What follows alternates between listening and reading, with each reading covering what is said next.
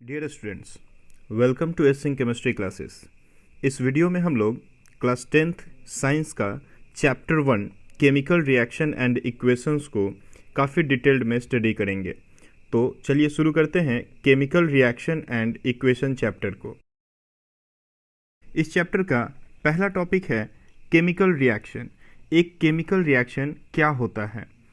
Chemical reaction एक तरह का प्रोसेस होता है जिस प्रोसेस में एक या एक से ज़्यादा सब्सटेंस आपस में रिएक्ट करके एक नए सब्सटेंस का फॉर्मेशन करते हैं। इस नए सब्सटेंस का कैरेक्टर और प्रॉपर्टीज रिएक्टिंग सब्सटेंस से अलग होता है। तो हम बोल सकते हैं कि a process in which new substance with new properties are formed from one or more substance. A process in which new substance with new properties are formed from one or more substances is called a chemical reaction. जैसे कि नीचे हम इस example को देख सकते हैं। इस एग्जाम्पल में बताया गया है कि A और B दो सब्सटेंस आपस में रिएक्ट करें।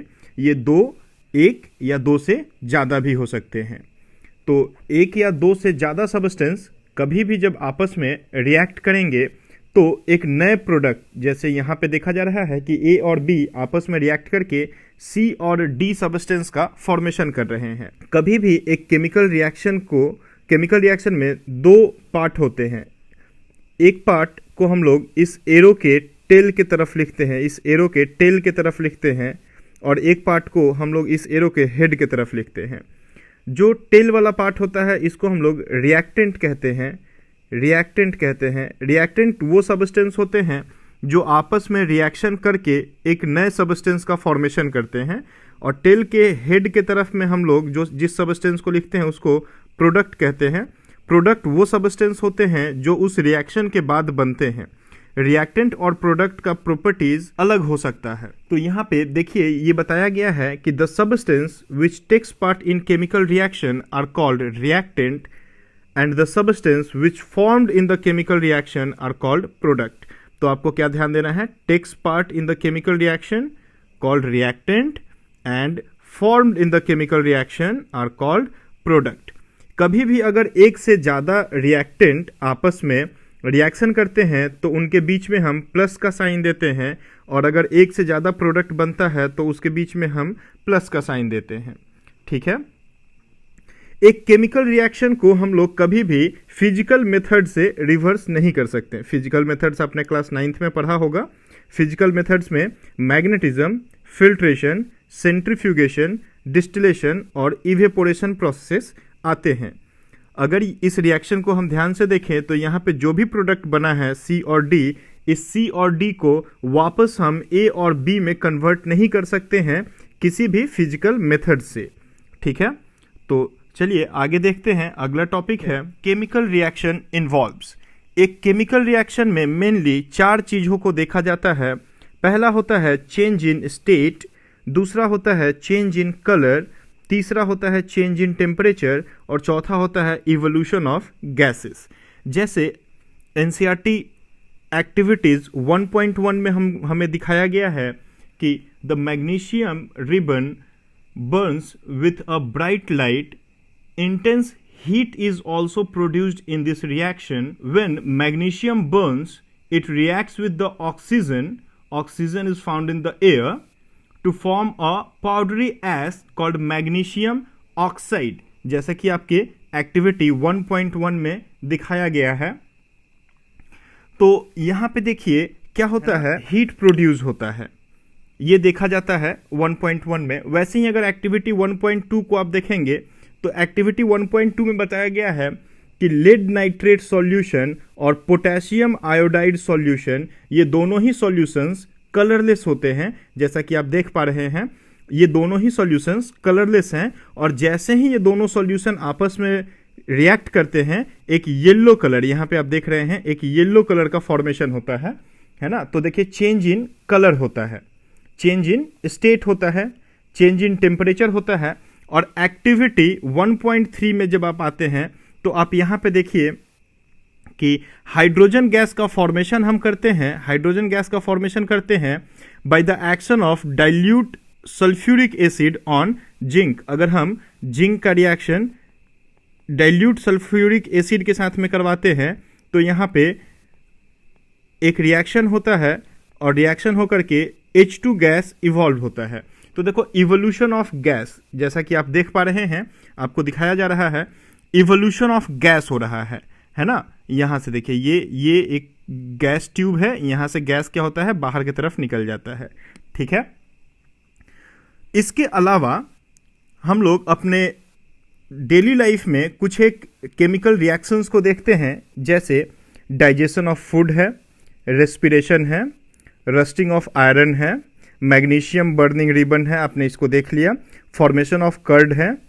ये कुछ एक एग्जाम्पल्स और हैं केमिकल रिएक्शन के जिसे हम अपने डेली लाइफ में देखते हैं। तो चलिए अगले टॉपिक की तरफ जाते हैं। हम लोगों का अगला टॉपिक है केमिकल इक्वेशन। केमिकल इक्वेशन क्या होता है? A chemical reaction can be represented by chemical equation. एक इक्वेशन जो किसी भी केमिकल रिएक्शन को रिप्रेजेंट करता हो उसे हम केमिकल इक्वेशन कहते हैं। It involves use of symbol of elements और chemical formulas of reactant and products, ठीक है। यहाँ पे देखिए, हम कभी भी किसी भी केमिकल रिएक्शन को रिप्रेजेंट करने के लिए केमिकल इक्वेशन को लिखते हैं। केमिकल इक्वेशन को हम एलिमेंट्स के सिंबल से या फिर जो भी रिएक्टेंट या प्रोडक्ट होता है उस रिएक्टेंट और प्रोडक्ट के केमिकल फॉर्मूलाज से लिखते हैं, ठीक है। यहाँ पे फिजिकल स्टेट ऑफ रिएक्टेंट्स और प्रोडक्ट्स को मेंशन किया जाता है। केमिकल इक्वेशन को लिखते हुए physical state of reactant and product को हमेशा मेंशन किया जाता है। क्या होते हैं रिएक्टेंट्स और प्रोडक्ट के फिजिकल स्टेट? तो देखिए, चार फिजिकल स्टेट्स यहाँ पे होते हैं। एक होता है सॉलिड, जिसको हम S से रिप्रेजेंट करते हैं। एक होता है लिक्विड, जिसे हम L से रिप्रेजेंट करते हैं। एक होता है गैस, जिसे हम G से रिप्रेजेंट करते हैं। और एक होता है एक्वस, जिसको हम AQ से रिप्रेजेंट करते हैं, ठीक है। एक्वस, सॉलिड, लिक्विड, गैस तो आप जानते हैं। एक्वस सॉल्यूशंस क्या होते हैं आप ये जान जाइए। तो एक्वस सॉल्यूशंस वो सॉल्यूशंस होते हैं जहां पे हम वाटर को एज अ सॉल्वेंट यूज करते हैं। जब हम किसी भी सॉल्यूशन में वाटर को एज अ सॉल्वेंट यूज करते हैं तो उस सॉल्यूशन को हम क्या कहते हैं? उस सॉल्यूशन को हम एक्वस सॉल्यूशन कहते हैं। चलिए यहाँ पे कुछ एक एग्जांपल्स को देखा जाए। जैसे एग्जांपल्स ऑफ केमिकल इक्वेशंस क्या हो सकते हैं? मैग्नीशियम को अभी हमने पिछले स्लाइड में देखा था कि मैग्नीशियम को हमने एयर में बर्न किया था, ठीक है। तो मैग्नीशियम ऑक्साइड का फॉर्मेशन हुआ था। देखिए यहाँ पे एक ध्यान देने की बात है कि हमने बोला एयर में, इन प्रेजेंस ऑफ एयर हमने इसे बर्न किया था। एयर में क्यों हमने बोला? एयर में O2 होता है और ये O2 क्या होता है? किसी भी चीज़ को बर्निंग में हेल्प करता है, जलाने में हमेशा मदद करता है। बिना ऑक्सीजन के किसी भी चीज़ को हम बर्न नहीं कर सकते हैं। तो उसका मेनली सोर्स क्या होता है? ऑक्सीजन, एयर होता है। तो अगर हम एयर बोलते हैं तो इसका मतलब है ऑक्सीजन बोल रहे हैं, ठीक है।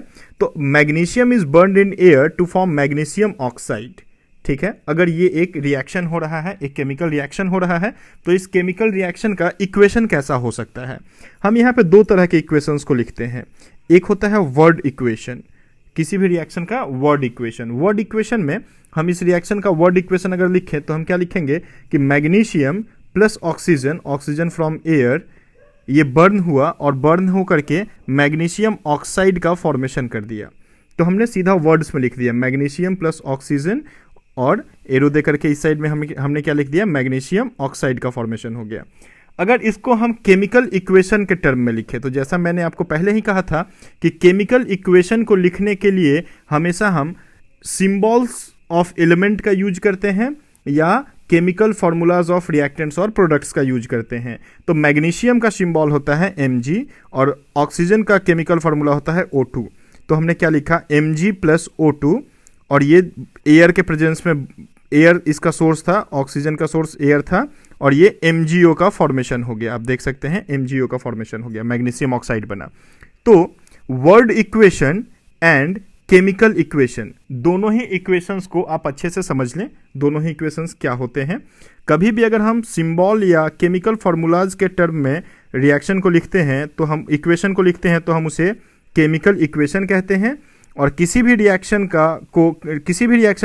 का अगर हम वर्ड्स के टर्म में उसके इक्वेशन को लिखते हैं तो इसे हम वर्ड इक्वेशन कहते हैं। क्लियर है? चलिए फिर आगे देखते हैं। अगला टॉपिक है कि balancing of a chemical equation. एक केमिकल इक्वेशन को बैलेंस करना, एक केमिकल इक्वेशन को बैलेंस होना बहुत जरूरी है। अगर केमिकल इक्वेशन आपका बैलेंस नहीं होता है तो एग्जाम में आपके मार्क्स काट लिए जाएंगे, है ना। तो सबसे पहला एक चीज जानना हमारे लिए जरूरी है कि एक केमिकल इक्वेशन को बैलेंस करने की जरूरत क्यों पड़ती है। ठीक है, बैलेंस करने की जरूरत पड़ती है क्योंकि law of conservation of mass होता है। हम किसी भी चीज के मास को ना तो क्रिएट कर सकते हैं और ना ही डिस्ट्रॉय कर सकते हैं, क्योंकि law of conservation of mass में हमें बताया जाता है कि मास can neither be created nor be destroyed in any chemical reaction. ध्यान रखिएगा, मास can neither be created nor be destroyed in any chemical reaction. So the number of elements involved in the chemical reaction should remains same at reactant and product side. Reactant और product side में जो भी number of elements हैं वो same होने चाहिए। जैसे कि अगर हमने देखा था मैग्नीशियम प्लस ऑक्सीजन रिएक्ट करके मैग्नीशियम ऑक्साइड का फॉर्मेशन हुआ था, ये एक ऐसा रिएक्शन केमिकल इक्वेशन है जो बैलेंस नहीं है। हम देखें इसे, ये बैलेंस कैसे नहीं है, फिर हम देखेंगे कि बैलेंस करते कैसे हैं। पहले देखते हैं बैलेंस क्यों नहीं है या कैसे नहीं है। यहाँ पे आप देखिए रिएक्टेंट साइड में एक मैग्नीशियम है, यहाँ देखिए प्रोडक्ट साइड में भी मैग्नीशियम कितना है, एक है। यहाँ पे देखिए ऑक्सीजन, रिएक्टेंट साइड में ऑक्सीजन कितना है, 2 ऑक्सीजन है, लेकिन प्रोडक्ट साइड में ऑक्सीजन कितना है, 1 ऑक्सीजन है ना। तो आपने क्या देखा कि ये यहाँ पे ऑक्सीजन बैलेंस नहीं हो रहा है। रिएक्टेंट साइड में 2 ऑक्सीजन है जबकि प्रोडक्ट साइड में 1 ही ऑक्सीजन है, तो ऑक्सीजन बैलेंस नहीं हो पा रहा है। ठीक है, तो इसे हम कैसे बैलेंस करेंगे। यहाँ पे देखिए अगर हम हिट एंड ट्रायल मेथड को यूज करें, यहाँ पे 2 ऑक्सीजन है, इधर हम 2 लिख दें तो मेरा क्या हो जाएगा, देखिए यहाँ से 2 ऑक्सीजन हो गया, 2 ऑक्सीजन हो गया, है ना। इस पूरे को ऐसे ब्रैकेट में डाल देते हैं, इस पूरे को ऐसे ब्रैकेट में डाल देते हैं और ब्रैकेट के पहले हम क्या लिख देते हैं, 2, तो ये क्या हो गया, 2 ऑक्सीजन हो गया। ठीक है, लेकिन साथ ही साथ 2 मैग्नीशियम भी हो गया। अब ध्यान दीजिए, साथ ही साथ 2 मैग्नीशियम भी हो गया, तो मैग्नीशियम के पहले भी हम 2 लिख देते हैं। तो अब ये एक बैलेंस केमिकल इक्वेशन हो गया। क्या हो गया, 2Mg + O2 बना 2MgO। ठीक है, देखिए 2 मैग्नीशियम यहाँ, 2 मैग्नीशियम यहाँ, 2 ऑक्सीजन यहाँ, 2 ऑक्सीजन यहाँ। तो बैलेंस केमिकल इक्वेशन होना बहुत ही जरूरी है। अब हम देखते हैं, ये तो छोटा सा इक्वेशन था तो ऐसे ही बैलेंस हो गया। एक बड़े से इक्वेशन को लेते हैं और लेकर के देखते हैं। जैसे यहाँ पे एक रिएक्शन लिखा गया है Fe + H2O बना Fe3O4 + H2।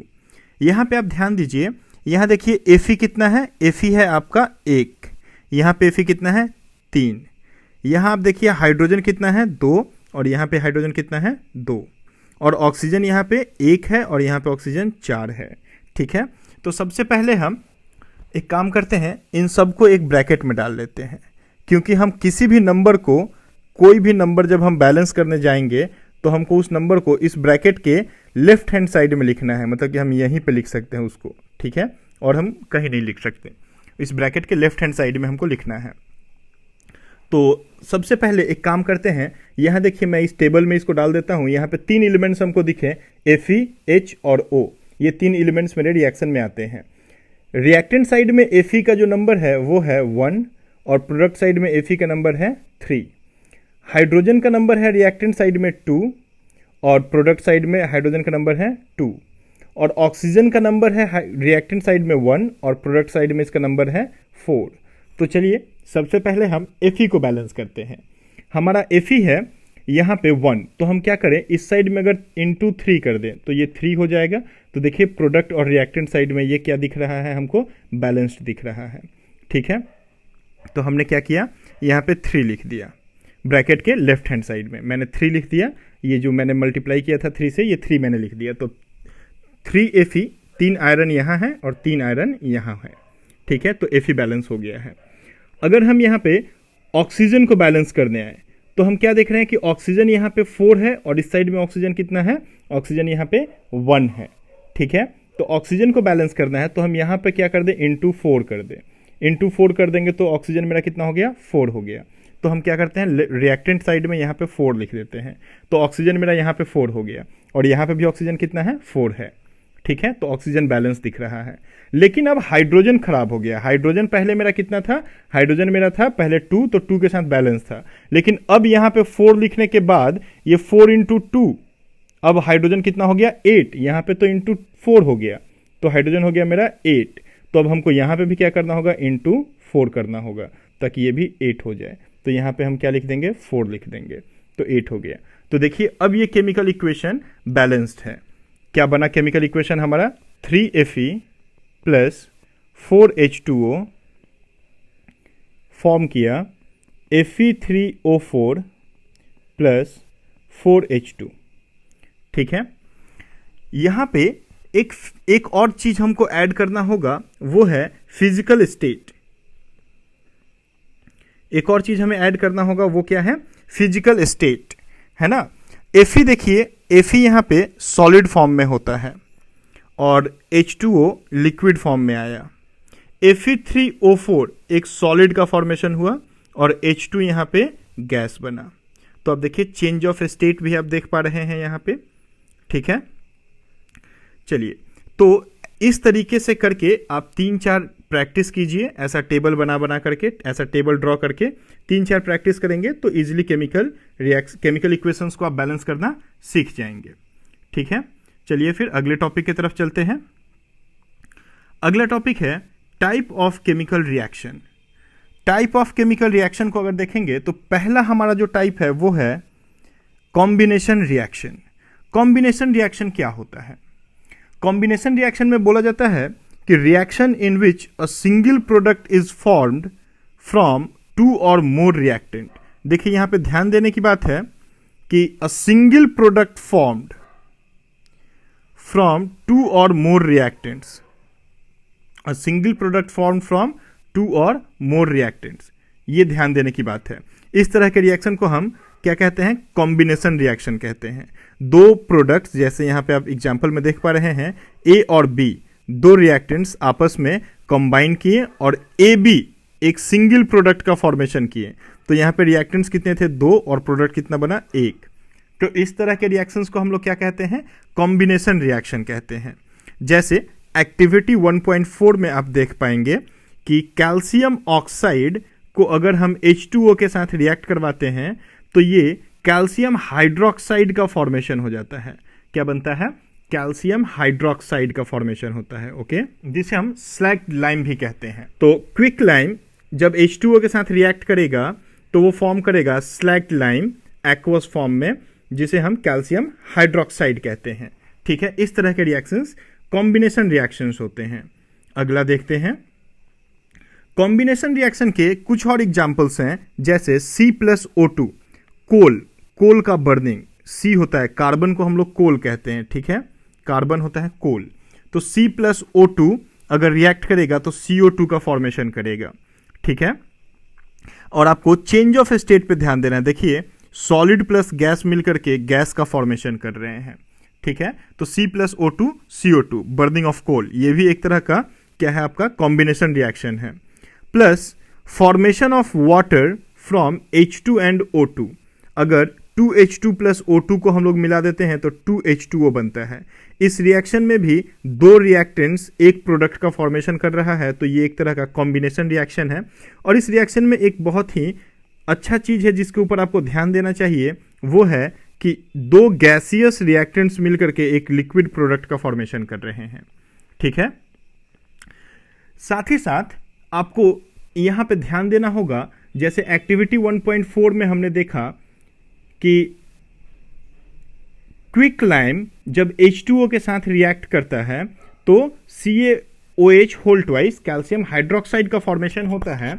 जैसे ही कैल्शियम हाइड्रोक्साइड बनता है, देखिए यहाँ पे दिखाया जा रहा है कि इस बीकर को हमने हाथ से टच किया।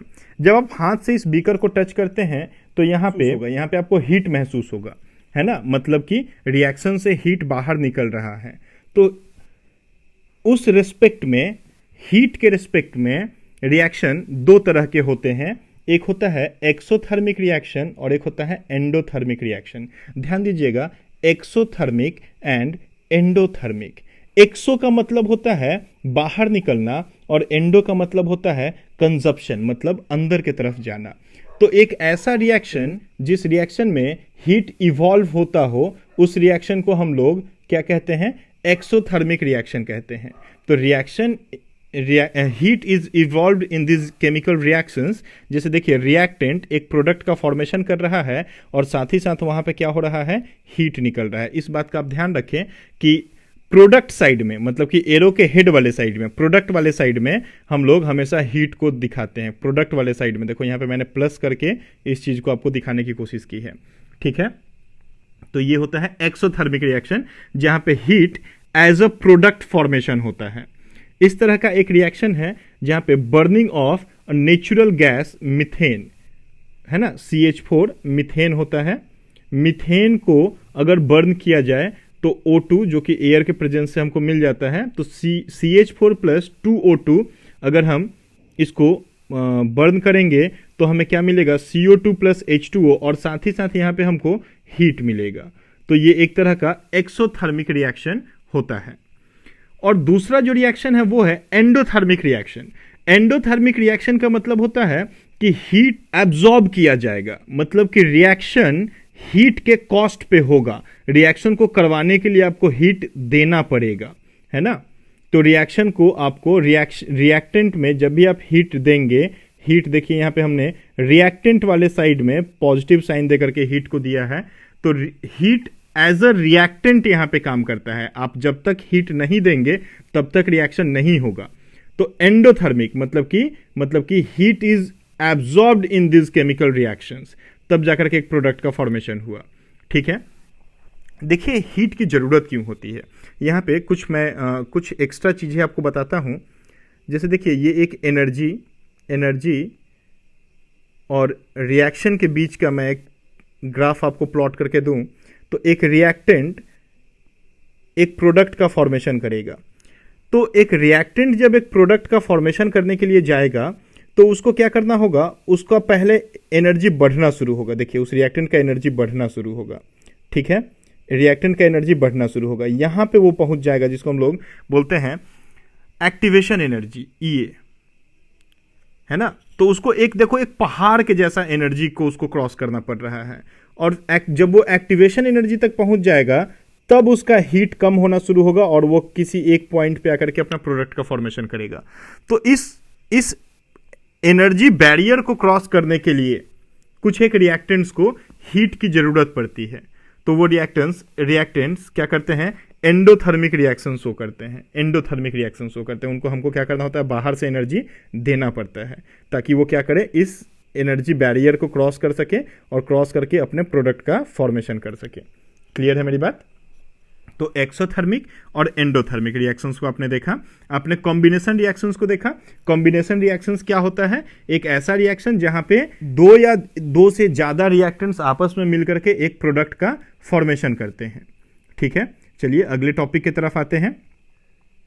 नेक्स्ट टॉपिक है decomposition reaction. Decomposition reactions mainly endothermic reactions होते हैं। ये हीट के कॉस्ट पे मतलब कि किसी भी रिएक्टेंट को अगर हम थोड़ा हीट कर दें तो वो क्या होता है, स्प्लिट कर जाता है, और स्प्लिट करके दो या दो से ज्यादा कंपाउंड्स का फॉर्मेशन करता है। तो चलिए देखते हैं डीकंपोजिशन रिएक्शन क्या होता है।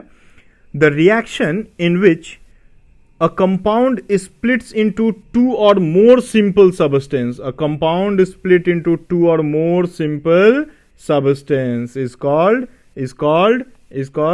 decomposition reaction. बिल्कुल, decomposition reaction क्या होता है, एक ऐसा रिएक्शन जिस रिएक्शन को हम क्या करें, जिस रिएक्शन में कंपाउंड स्प्लिट कर जाए और स्प्लिट करके दो या दो से ज्यादा सिंपल सबस्टेंस का फॉर्मेशन हो, ठीक है।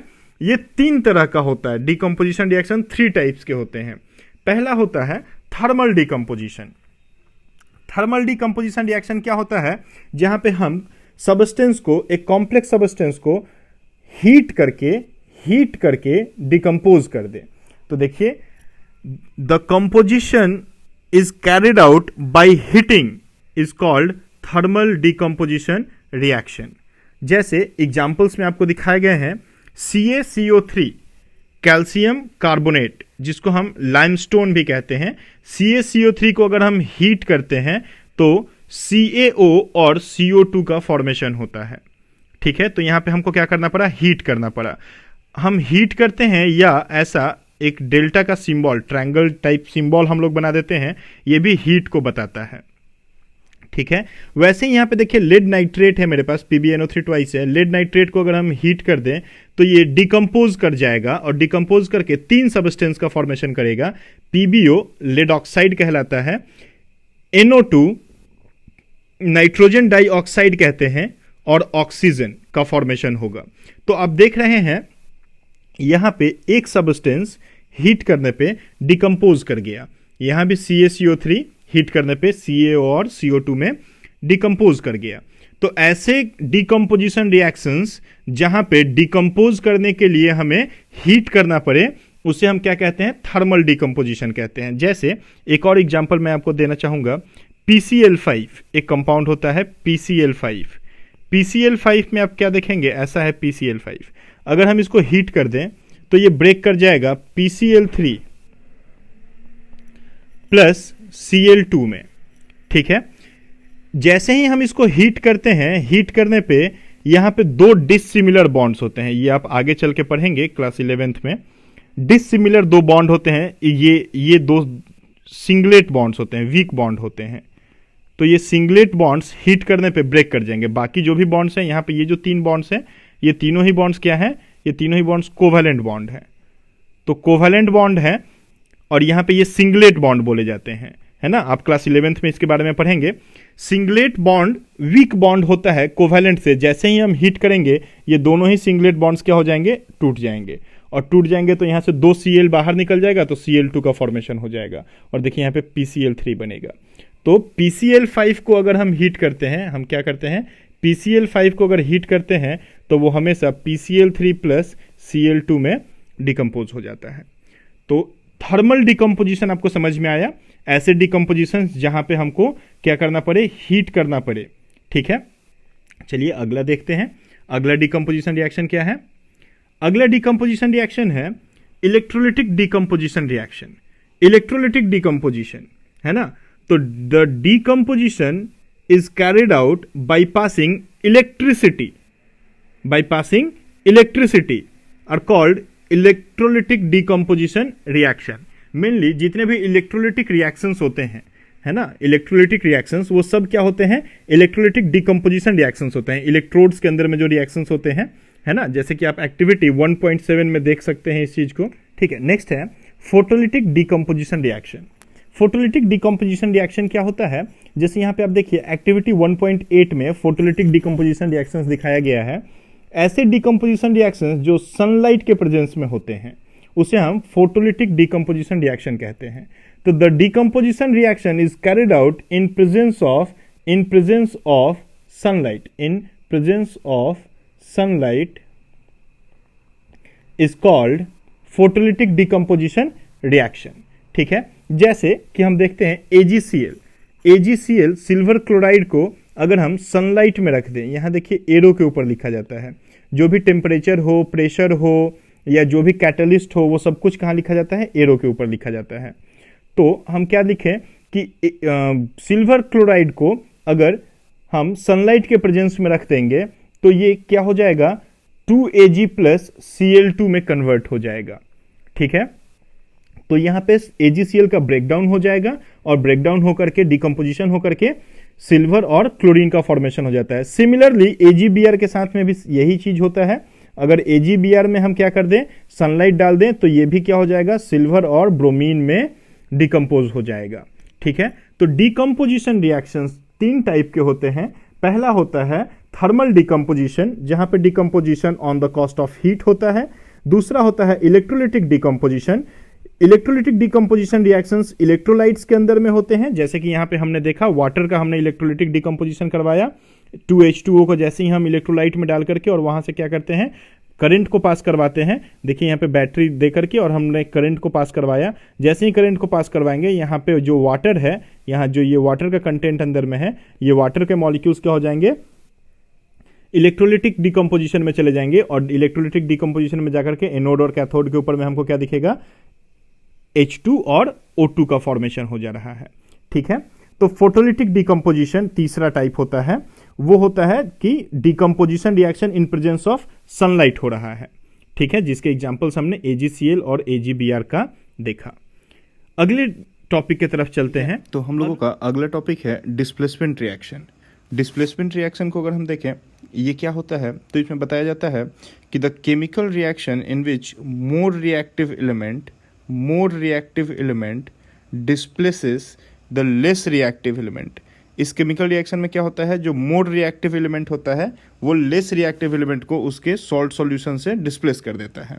ठीक है, मतलब कि जो ज़्यादा रिएक्टिव है वो कम रिएक्टिव को उसके कंपाउंड से उसको डिस्प्लेस कर देगा। जैसे कि आप पहले यहाँ पे इस रिएक्टिविटी सीरीज के ऊपर ध्यान दीजिए, जो मैंने यहाँ पे लिखा है लिथियम से गोल्ड तक, ये रिएक्टिविटी सीरीज मैंने लिखा है, ये लिथियम से गोल्ड तक टॉप टू बॉटम आते हुए रिएक्टिविटी क्या कर रहा है, डिक्रीज कर रहा है।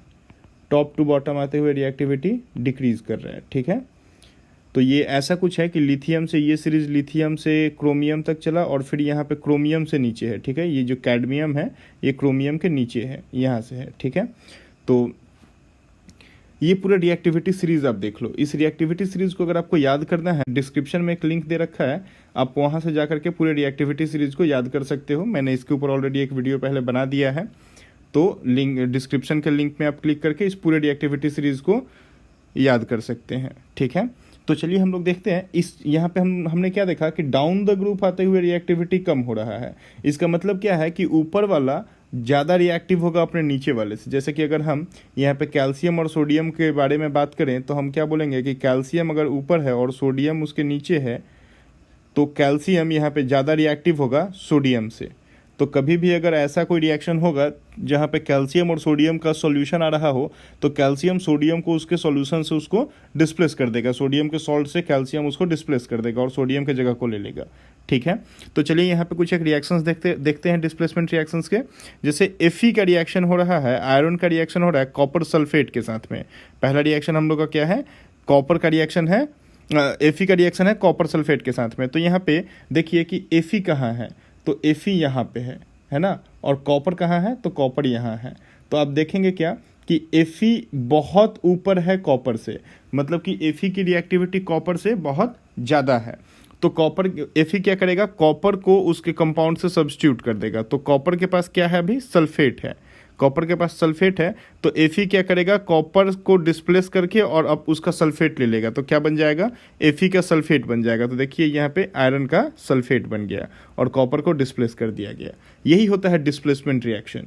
जो ऊपर है वो अपने नीचे वाले को हमेशा उसके सॉल्ट से उसको डिस्प्लेस कर देगा। ठीक है, जैसे कि यहाँ पे दूसरा रिएक्शन आप देखिए, दूसरे रिएक्शन में बोला गया है कि जिंक का रिएक्शन कॉपर सल्फेट के साथ में। तो Zn कहाँ पे है, अब देखिए Zn यहाँ पे है और कॉपर कहाँ है, यहाँ है। तो जिंक कॉपर से काफ़ी ऊपर है, मतलब कि ज़्यादा रिएक्टिव है। तो ज़्यादा रिएक्टिव है तो ये कॉपर को उसके कंपाउंड से क्या कर देगा, डिस्प्लेस कर देगा। तो कॉपर को उसके कंपाउंड से डिस्प्लेस कर दिया, तो कॉपर सल्फेट के जगह पे अब क्या हो जाएगा, जिंक सल्फेट का फॉर्मेशन हो जाएगा और कॉपर को बाहर निकाल दिया जाएगा। वैसे ही अगर हम लोग थर्ड रिएक्शन की तरफ देखें कि लीड का रिएक्शन हो रहा है CuCl2 के साथ, कॉपर क्लोराइड के साथ में। तो यहाँ पे देखिए Pb कहाँ पे है, तो Pb यहाँ पे है और कॉपर उसके नीचे है, मतलब कि Pb more reactive than Cu है। तो Pb क्या करेगा, Cu को उसके सॉल्ट से उसको डिस्प्लेस कर देगा। तो यहाँ पे Pb आएगा और Cu को डिस्प्लेस कर देगा और दोनों ही क्लोरीन कहाँ चला जाएगा, Pb के पास चला जाएगा। तो क्या बन जाएगा, PbCl2 का फॉर्मेशन हो जाएगा। ठीक है, तो लीड क्लोराइड का फॉर्मेशन हो गया, कॉपर क्लोराइड से लीड क्लोराइड बन गया और कॉपर को बाहर निकाल दिया गया। ठीक है, यहाँ पे देखिए एक चीज़ बताया गया है, ये फर्स्ट रिएक्शन को लेकर के, रिएक्शन ए को लेकर के ये चीज़ बताया गया है कि Fe जब रिएक्ट करता है CuSO4 के साथ में तो फॉर्मेशन होता है FeSO4 प्लस Cu का। ठीक है, तो यहाँ पे एक स्टेटमेंट पे आपको ध्यान देना है कि when iron nail dipped in copper sulfate solution, then the iron nail becomes brownish in color by the deposition of copper, and blue color of copper sulfate changes dirty green color due to formation of FeSO4। यहाँ पे colour का change दिखाया जा रहा है।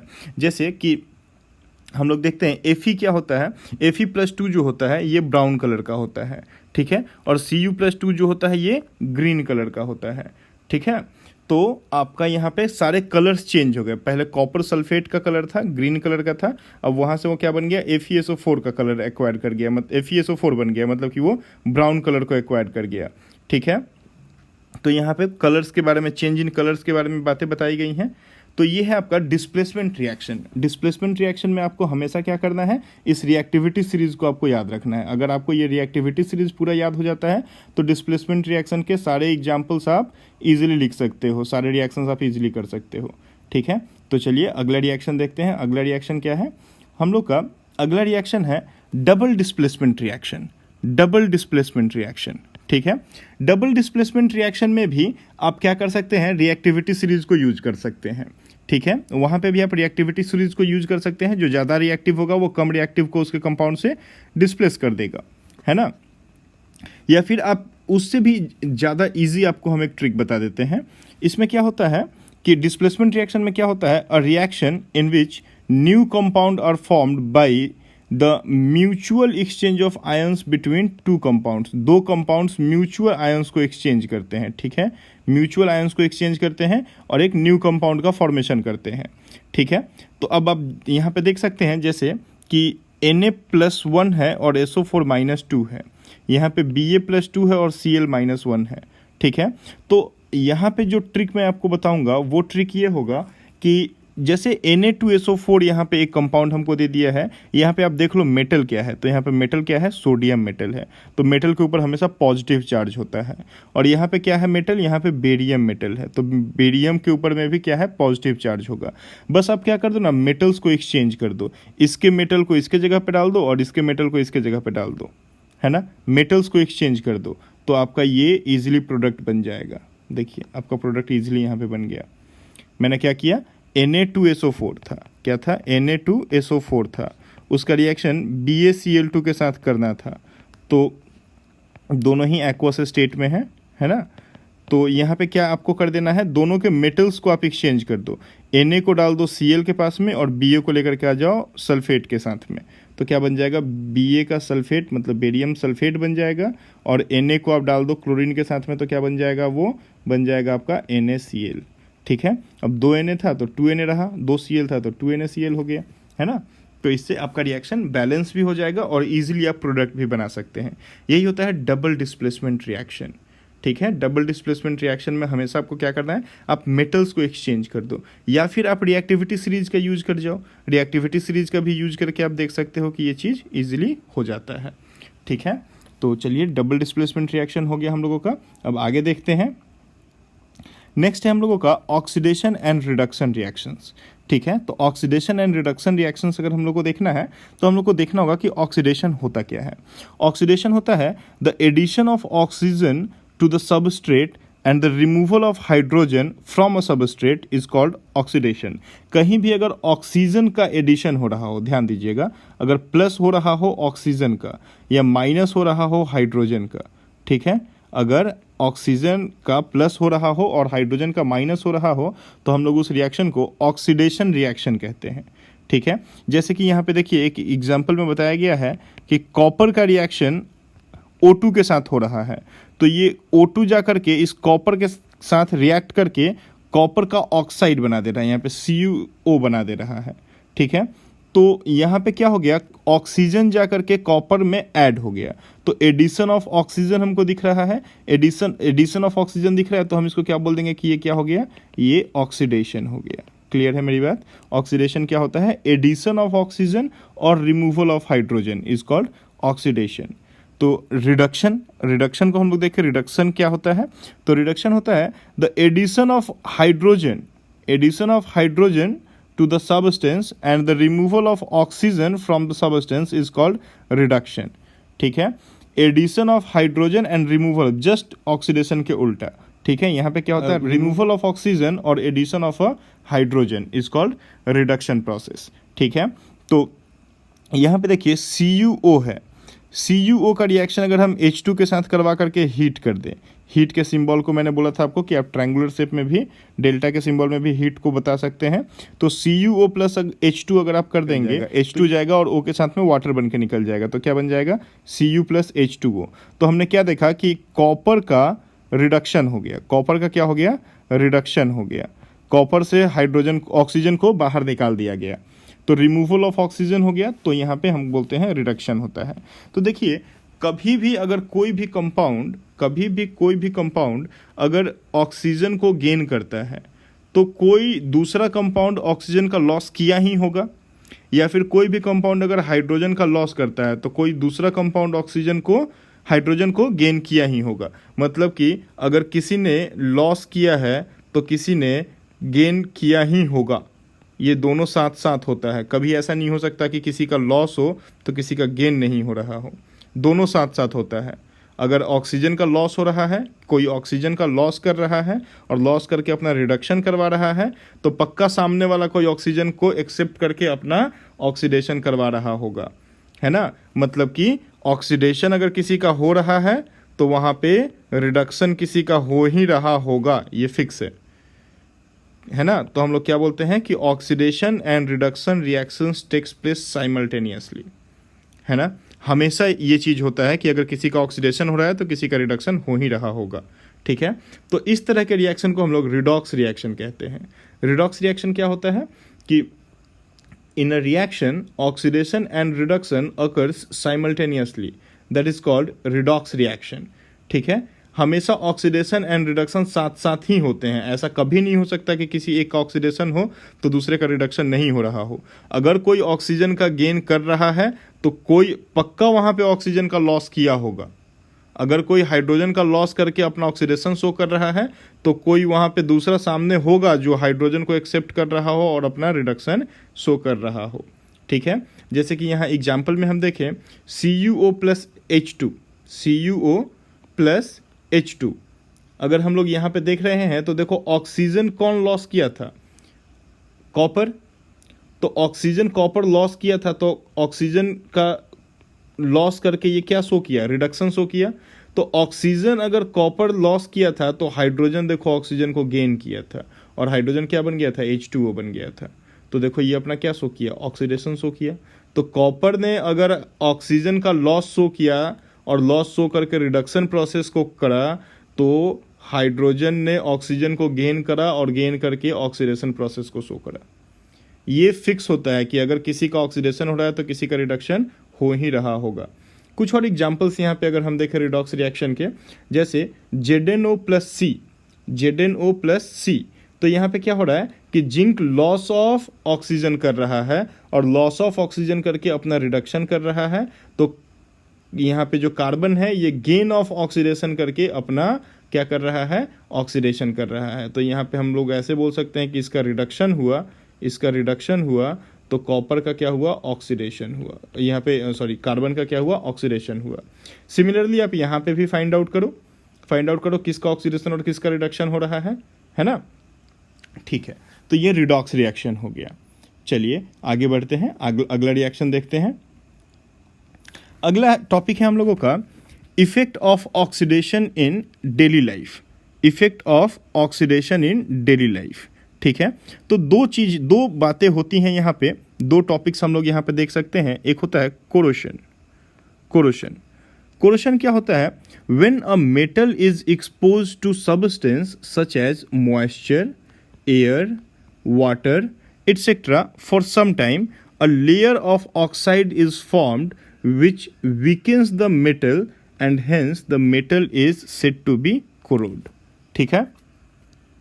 कभी भी जैसे कि आप एक आयरन रॉड को कहीं बाहर रख दो, है ना, तो वहाँ पे क्या होगा, मॉइस्चर और एयर और वाटर ये सब आकर के आयरन रॉड के साथ में रिएक्शन करना शुरू कर देंगे और आयरन के रॉड के ऊपर में आप देखोगे कि आयरन रिएक्ट करके एक आयरन का ऑक्साइड बना लिया। वहाँ पे ऊपर में देखना है कि येलो कलर का आपको ये दिखता है, एक लेयर दिखता है जिसको हम लोग बोलते हैं कि रस्टिंग हो गया, है ना।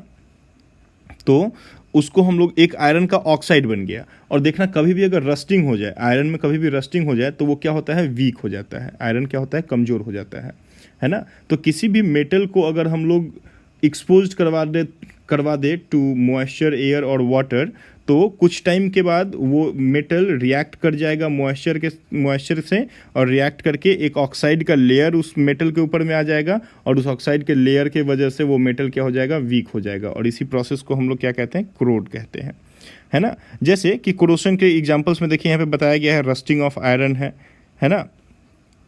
इसके बाद ब्लैक कोट ऑन सिल्वर हो जाता है, सिल्वर के ऊपर में ब्लैक कोट आ जाता है, कॉपर के ऊपर में ग्रीन कोट बन जाता है, ठीक है।